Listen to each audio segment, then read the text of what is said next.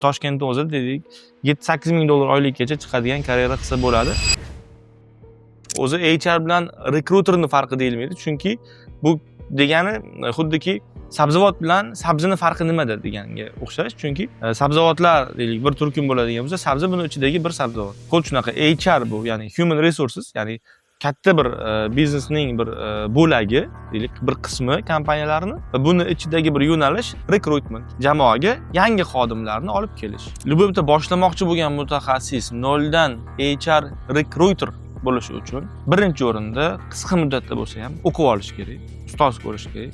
Ana undan keyin, ya'ni junior recruiter bo'lib biror kompaniyaga ishga kirib noldan boshlasa bo'ladi. To'g'ri, juda yuqori oylik emas, lekin bu yo'nalish, bu soha borib juda uzoq katta perspektivadagi soha bo'lganligi uchun juda katta karyera qilsa bo'ladi. Ya'ni O'zbekistonning o'zi, Toshkentda o'zi dedik 7-8 ming dollar oylikgacha chiqadigan karyera qilsa bo'ladi.